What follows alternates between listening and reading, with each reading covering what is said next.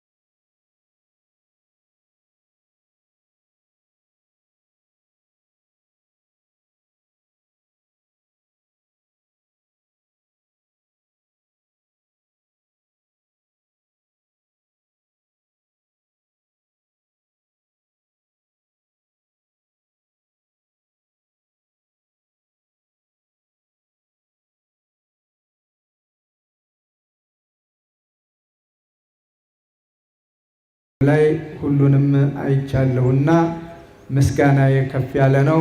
እድሜና ጤና ይስጥልን። ሰላሙን እግዚአብሔር ያብዛልን። በቆይታዬ በአባትነት በመመሪያ በቡራኬ አይዞህ በርታ በማለት ሲመክሩኝም ሲያጽናኑኝም የነበሩትን ብፁዕ ወቅዱስ አቡነ ማትያስንም ከፍ አድርጋችሁ አመስግኑልኝ። ሌላው እስከ ተለያየንባት ሰዓት ድረስ ራብ ሆይ ጠማ ሆይ ተመገብክ ሆይ አረፍክ ሆይ እያሉ ከስራ ባሻገር በስራ አንድ ድምፅ አንድ ቃል ሆነን ከዚያም ደግሞ የኔን ጤና በመንከባከብ በመጠበቅ በድካሜ ሁሉ እንዳልዝል ልዩ ድጋፍ ሲያደርጉልኝ የነበሩትን ብፁዕ አቡነ ጴጥሮስንም እንድታመሰግኑልኝ ፈቃደ እግዚአብሔር ሆኖ በመጨረሻው መጥተው እነሆ ቅዱስ ሲኖዶስ ላይ ተሰባስበው ሁሉም ኃላፊነታቸውን ተወጥተው ወደ ሀገረ ስብከታቸው ተመልሰዋል። ባሉበት እግዚአብሔር ይጠብቅልን፣ አገልግሎታቸውን የሚባርክልን። ልዩ አገልግሎት ነበር። ሌላው በመንበረ ፓትርያርክ ጠቅላይ ቤተ ክህነት የመንበረ ፓትርያርክ ጠቅላይ ቤተ ክህነት አስተዳደር ጉባኤ ለቤተ ክርስቲያን አንድነት፣ ለቤተ ክርስቲያን እድገት፣ ለቤተ ክርስቲያን ሰላም፣ ለቤተ ክርስቲያን አስፈላጊ በሆነው ነገር ሁሉ እንደ ሰብሳቢነት እየሰበሰብኩ እንደ ተሰብሳቢነትም እየተሰበሰቡ በአንድ ድምፅ እንደውም ልዩ ድጋፍ በመስጠት አይዞ በማለት ለ3 ዓመት ስራዬ ክንውን የረዱኝንም ከልብ እንድታመሰግኑልኝ በዚሁ አጋጣሚ መልእክቴን አስተላልፋለሁ።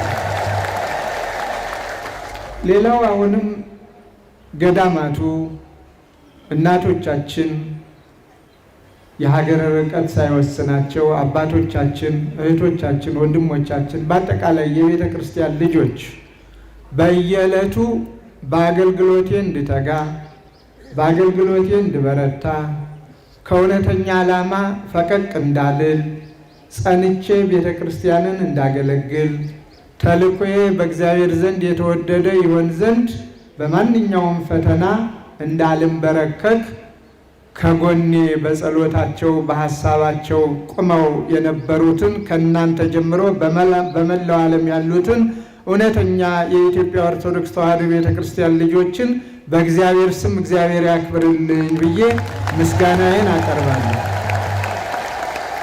ከዚህ በተረፈ ወደ ሀገረ ስብከት ስመለስ ቅድም እንደተነገረው ጠቅላይ ቤተ ክህነት ትልቅ ተቋም ነው። የኢትዮጵያ ኦርቶዶክስ ተዋሕዶ ቤተ ክርስቲያን በእኔ አቅም የምትመራ አይደለችም። ይልቁንም ወደኋላ መለስ ብለዬ በታሪክ የነበሩትን አባቶችን ስዳስስ በእውቀትም በኃይልም በሞገስም በጸጋውም በእግዚአብሔር ሰውነትም በብዙ ነገር የእግራቸው እጣቢም አልሆን እኔ በዚያ በታላቁ ቦታ እመራለሁ ትመራለህ ተብዬ በቅዱስ ሲኖዶስ ስቀመጥ ሀገረ ስብከቱን እንግዲህ የገባሁበት ታላቅ ነው። ይህንን ለመምራት የእናንተም ጸሎት ያስፈልገኛል። ከዚያም በላይ ደግሞ እናንተ እዚህ ውስጥ ያለውን ሁሉ ለ3 ዓመት አደራ ጥብቅ ሰማይ ሩቅ እኔን አትጠብቁ፣ እናንተ እርስ በርሳችሁ ችግሮችን እየፈታችሁ እየተወያያችሁ ስሩ የሚል ተማጽኖ ነበረኝ። በዚያ መሰረት ከስራ አስኪያጁ ከመላከ ሰላም ኤፍሬም ጀምሮ ጸሐፊው መላከ ብርሃን ፍስሐ፣ ከዚያም ሁሉም የሀገረ ስብከቱ ኃላፊዎች በሙሉ፣ ከዚያም ሊቃውንቱ፣ የገዳማት የአድባራት አስተዳዳሪዎች ሁሉ እንዳንድ ልብ ሆነው እንደውም ለእኔ አይዞ በርታ፣ በዚህ አታስብ በማለት አንዳንድ ጊዜም ስልክም አላነሳ ከሆነም በአካል በመምጣት በሞራል በጸሎት በብዙ ነገር ደግፋችሁኛልና በእግዚአብሔር ስም እግዚአብሔር ያክብርልኝ ብዬ ሁላችሁንም አመሰግናለሁ። ምስጋናዬ ከፍ ያለ ነው። በአጠቃላይ እንደ ሁሉንም ማንሳት አልችልም። በአጠቃላይ ለቤተ ክርስቲያን ዋስትና፣ ለቤተ ክርስቲያን ጥብቅና ገብታችሁ በቤተ ክርስቲያን አገልግሎት ቤተ ክርስቲያን ከፍ እንድትል በስራዬ ሁሉ እንድበረታ ያደረጋችሁኝን ይችን ሰሞኔንም በሰላም እንድፈጽም በጸሎታችሁ የረዳችሁኝን በሀገር ውስጥም ከሀገር ውጭም በየትኛውም አካላት ውስጥ ያላችሁትን በሙሉ በእግዚአብሔር ስም አመሰግናለሁ። እግዚአብሔር ያክብርልኝ ነው። ተቃዋሚ ቢኖር ተቃዋሚን አንጥላ።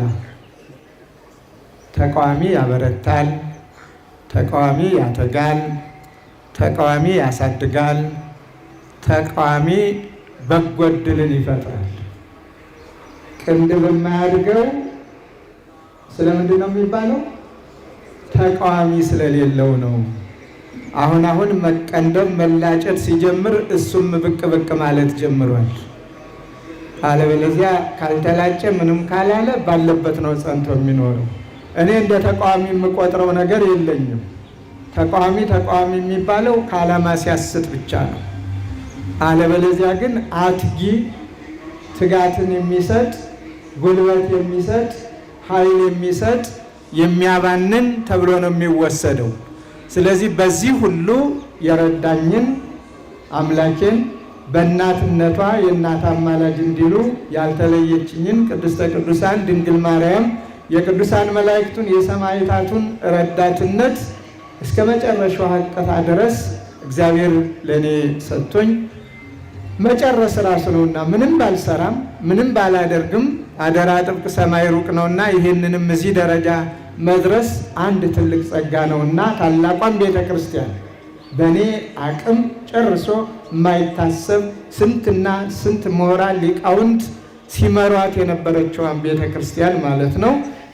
ብፁዕ አባታችን ብፁዕ አቡነ አብርሃም አሁን ወደ መንበረ ፓትርያርክ ጠቅላይ ቤተ ክህነት ቦታቸውን ሳይሆን ከዚህ በኋላ በባህር ዳር አህጉረ ስብከት እንዲሁም በምዕራብ ጎጃም በሰሜን ጎጃም የሚኖራቸውን ቆይታዎችን ነው የምንከታተለው። እንደ ጵጵስናቸው በሚኖረው ጉባኤያት ሁሉ ይሳተፋሉ። ነገር ግን በስራ አስኪያጅነት ቦታ ከዚህ በኋላ የምናያቸው አይደለም። ምክንያቱም የነበራቸውን የ3 ዓመት ጉዞ ጨርሰው ይህንም የነበራቸውን ቆይታ ጨርሰው አሁን ለብፁዕ አቡነ ሳይሮስ አስረክበዋል። ደስ የሚያሰኝ ቆይታ ደግሞ በፈተና የተሞላ ቆይታ እንደነበረ ከማንም ኦርቶዶክሳዊ የሚደበቅ አይደለም።